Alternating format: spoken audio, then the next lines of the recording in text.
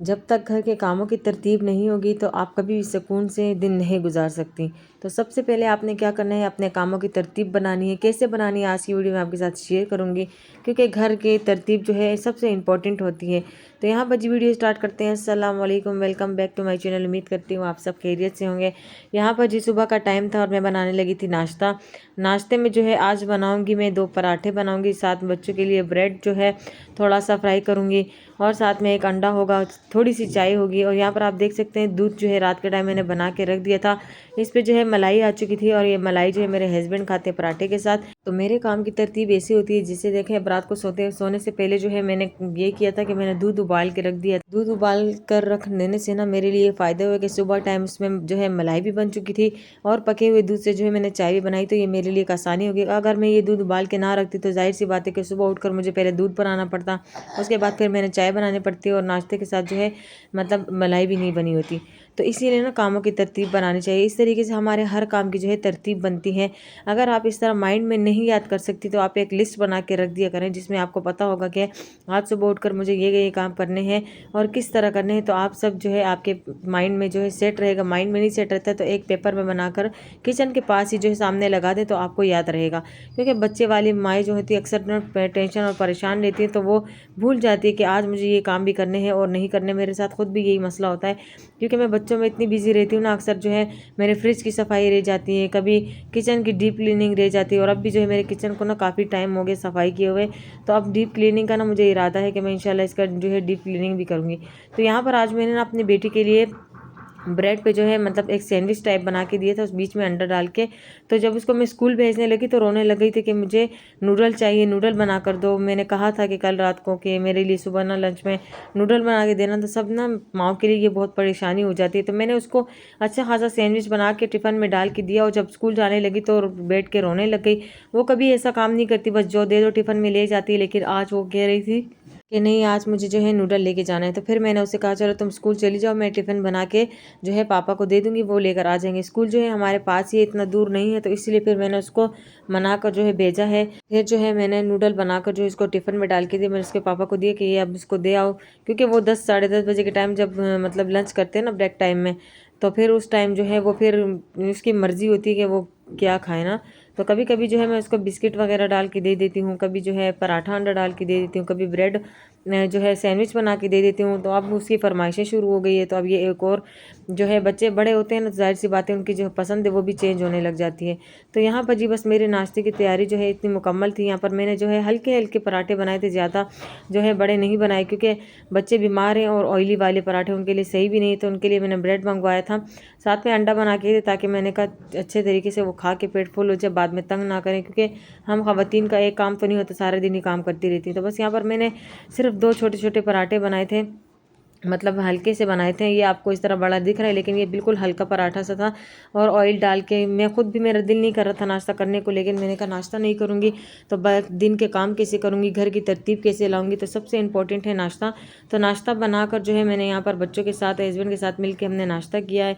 फिर बेटी स्कूल चली गई है और हस्बैंड जो है काम पर चले गए। उसके बाद जो है मेरे बाकी घर के कामों की तरतीब करनी थी। लेकिन मुझे आज याद था कि आज मुझे कौन कौन से काम करने थे। एक तरफ जो है तबीयत इतनी ज़्यादा ख़राब थी, नज़ले ज़ुकाम की वजह से, गला ख़राब होने की वजह से ना बहुत से घर के सारे काम जो है वो रुक से जाते हैं। क्योंकि इंसान सेपरेट होता है, अलग होता है, बच्चों की जिम्मेदारियाँ, घर की जिम्मेदारियाँ, सबको मैनेज करना मुश्किल हो जाता है। तो इसीलिए मैंने ना आधे काम छोड़ दिए थे। मैंने कहा जब तबीयत थोड़ी सी बेहतर होगी इंशाल्लाह तो फिर बाकी काम करूँगी। जब किचन में सुबह जाते हैं तो रात को जो है हम फ्री होकर निकलते हैं। बस कुछ ना कुछ दिन में कुछ ना कुछ काम चल रहा होता है किचन में, या सफाई होती है, खाना बनाना होता है, कुछ ना कुछ चल रहा होता है। तो हमें ना एक तरतीब बना के चलनी चाहिए। जैसे खाने का टाइम होता है तो खाने से पहले हमें खाने की तैयारी कर देनी चाहिए। तो यहाँ पर आप देख सकते हैं ये वो सैंडविच थे जो मैंने बनाकर अपनी बेटी को दिए थे, और वो ये सैंडविच छोड़कर चली गई थी। फिर मैंने उसको नूडल बना के जो है टिफ़िन में डाल के इसके पापा को दिए थे कि जाके आप स्कूल में दे आए, ताकि वो खुश हो जाए। क्योंकि रोते हुए स्कूल जाना मुझे बच्चे अच्छे नहीं लगते हैं। यहाँ पर बस किचन से निकलने के बाद फिर मैं कमरे की तरफ आई थी, और कमरे की हालत मैंने दुरुस्त की है, सब तकिया वगैरह चादरों को सेट किया है,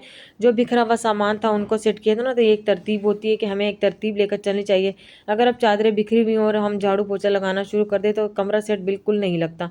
तो यहाँ पर बस जो चीज़ें बिखरी हुई थी उनको उठा के समेट के अपनी जगह पे रखें ताकि घर की तरतीब बन जाए। घर छोटा हो या बड़ा हो, लेकिन अगर तरतीब होना तो सब सेट होता है और घर भी अच्छा ही लगता है। तो मैंने अपने घर की हमेशा जो है तरतीब बना के रखी हुई। बेसिक है, हर जो बिखरी हुई चीज़ होती है उनको सेट करके रखती हूँ। बच्चों के जूते, चप्पल, शूज़ वगैरह सबको एक जगह सेट करके रखती हूँ। बच्चों के खिलौने के लिए एक बास्केट रखी हुई है, सारे खिलौने वहाँ पर रखती हूँ। मतलब हर एक चीज़ की एक जगह अपनी जगह होती है। बच्चों को भी बताया हुआ है, हस्बैंड को भी बताया हुआ है कि यहाँ पर इन चीज़ों की जगह है। तो इस तरह घर में तरतीब में रहता है। पर जी सब सेट करने के बाद फिर बारी आई थी झाड़ू लगाने की। तो कमरे से ना जब तक कचरा ना निकला हो ना तो कमरा बिल्कुल भी साफ़ नहीं रहता। यहाँ पर जी फिर मैं लगा रही थी झाड़ू। मैंने कहा चलो कोने कोने से सारा कचरा निकल जाए तो कमरा साफ़ हो जाता है। बच्चे ज़्यादा गंद करते हैं, 1 घंटे में वापस ही गंदा कर देते हैं। दिन में 3 से 4 बार झाड़ू लगानी पड़ती है। तो बस क्या कर सकते हैं, बच्चों के साथ तो मैनेज करना पड़ता है। तो यहाँ पर बस मैंने सुबह सुबह ही सारे कचरे को निकाल के कमरे को अच्छे तरीके से साफ़ किए, सारे कचरे को डस्टबिन में डाले ताकि फिर दोबारा से गंद ना हो। फिर उसके बाद जो है भारी आती है पोछे लगाने की। तो पोछा और झाड़ू पोछा ना ये सबसे अहम चीज़ है। अगर कमरे की चादरें सेट हो जाए और झाड़ू पोछा हो जाए ना तो आपका छोटा सा घर भी जो महल तरह लगने लगता है, साफ़ सुथरा लगने लगता है। तो यहाँ पर झाड़ू लगाने के बाद भी देखिए कमरा कितना साफ़ नज़र आ रहा है। तो इसके बाद जी मैंने स्टार्ट किया फिर पोछा लगाना। पोछे के लिए मैं क्या करती हूँ, एक लिक्विड मैंने लिया हुआ है, इसको मैं जो है डाल देती हूँ पोछे के ऊपर। तो अच्छे तरीके से सफाई हो जाती है और खुशबू भी आती है। तो यहाँ पर कोने कोने से पोछा लगाने के बाद ना फिर मैं एक छोटा सा स्प्रे कर देती हूँ एक रूम में ताकि खुशबू जो पूरे घर में फैल जाए।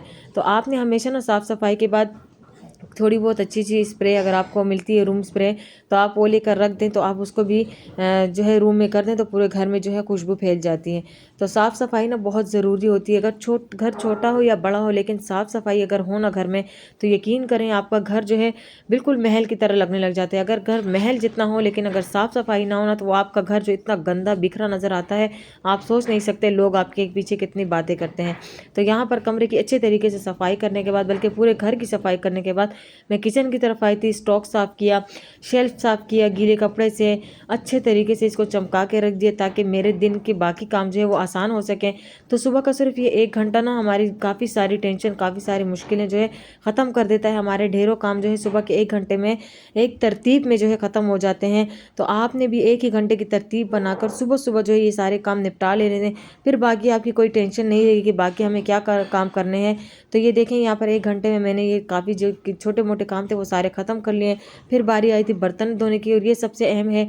अगर बर्तन गंदे रहेंगे तो हम जो है खाना बनाने के लिए हमारी मुश्किल रहेगी। एक एक बर्तन को साफ़ करके लाना, उसमें फिर ज़रूरत पड़ती है ना। तो इसीलिए ये सारे बर्तनों को एक ही जगह में जमा करके अच्छे तरीके से वॉश करके किचन में सेट कर दिया करें तो आपकी ये काफ़ी सारी मुश्किल जो है आसान हो जाती है। मेरी भी ये आदत है कि मैं क्या करती हूँ, जब किचन को अच्छे तरीके से साफ़ कर लेती हूँ ना, सारे गंदे बर्तनों को निकाल कर उनको अच्छे तरीके से वॉश कर देती हूँ ताकि जब मैं किचन में दोबारा जाऊँ खाना बनाने के लिए तो मेरा कोई बर्तन जो है वो गंदा ना रहे। उसको क्या होता है कि फिर हम ढूंढ रहे होते हैं कि बर्तन, ये बर्तन कहाँ है, वो गंदा पड़ा है, ये प्लेट कहाँ है, वो गंदा पड़ा है। तो इसीलिए ना काम करने से पहले ना आपने सारे बर्तनों को धोकर सेट करके रख देना है। अब तो सर्दियाँ आ गई तो सर्दियों में आपने क्या करना है, रात को सोने से पहले ही सारे बर्तनों को धो के रख दिया करें। तो जब आप सुबह उठेंगे तो आपका किचन आपको साफ़ मिलेगा, साफ़ सुथरा नज़र आएगा। तो यहाँ पर बर्तनों को सेट करने के बाद मेरे पूरे घर की तरतीब हो गई। बाद में खाना बनाने के बारे में सोचेंगे। ये थी साफ़ सफाई की एक तरतीब जो मैंने आज आपके साथ शेयर की, अपनी रूटीन। उम्मीद करती हूँ कि आज की वीडियो आपको पसंद आई होगी। वीडियो थोड़ी सी भी पसंद आई तो लाइक करना। यहाँ पर जी मैं वीडियो को एंड करती हूँ। अल्लाह हाफिज़।